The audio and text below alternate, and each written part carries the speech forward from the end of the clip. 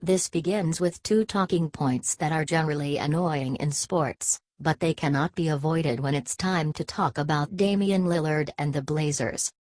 The first is the concept of East Coast bias. Almost any time West Coast fans claim their favorite team is being ignored by East Coast writers, it comes off as pointless whining. But with Lillard, somewhere in the middle of the Blazers' winning streak, I became convinced that he really was a victim of coastal elites going to bed an hour too early. The way he's been dominating, the pull-up jumpers he's hitting, the games he's won in fourth quarters over the past month, this is all pretty mind-blowing. If Lillard played on the East Coast and more basketball fans were watching some of these Portland games unfold in real time, there would be magazine covers, tattoos, action figures, and Lillard would be on the side of buildings. We'd be in the middle of a full-blown revolution. The second talking point is Player X has been doubted at every turn, and I'm sorry, but this is true of Lillard as well. Obviously there were questions coming into the NBA from Weber State, but that's not even the issue. I'm talking about the last few years. Post-LaMarcus. The entire NBA has accepted that Damian Lillard is good, but every season, there are questions about whether he's that good, and whether the Blazers can really accomplish anything meaningful with him in charge.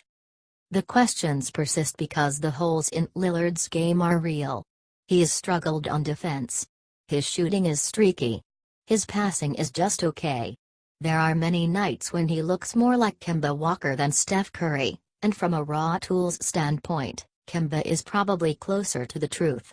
Likewise, with Dame as the centerpiece, the Blazers have always been good and fun the past few years, but they've really never looked like contenders. Is that last part changing? As Lillard enters the MVP conversation and the league begins to take this team seriously as a potential dark horse in the West, Tuesday night's matchup against the league-best Rockets was the best test Portland's had yet. They didn't quite pass. Despite some heroic shooting from Al-Farouq Aminu, 22 points, 6 threes, and an excellent night from Jusuf Nurkic, 21 points, 11 rebounds, didn't die against the Rockets' small ball lineup. Lillard and C.J. McCollum struggled to find a rhythm and finished the game shooting 28% and a combined 0-12 from 3. And honestly, after 13 straight wins, including wins over the Cavs, Jazz, Clippers, Warriors, 2X, Wolves, and Thunder, the Blazers' guards were probably due for an off night. In some ways, it's encouraging that the Blazers could keep it as close as they did with Lillard and McCollum struggling like that. That's certainly the glass-half-full way to read it.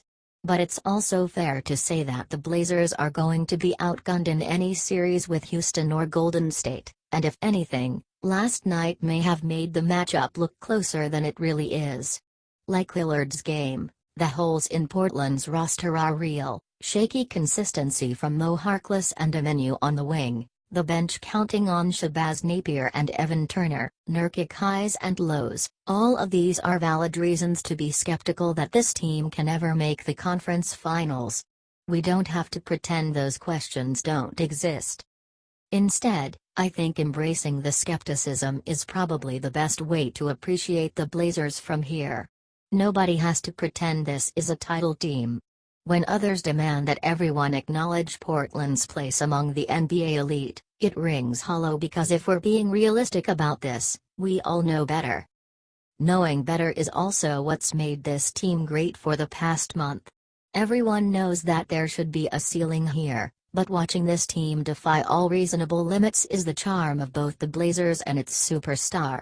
Lillard can't keep scoring like this. McCollum shouldn't be allowed to be so obscenely crafty. Nurkic should start pouting again soon. Ed Davis can't keep doing his DeAndre Jordan impression. The defense shouldn't be this good.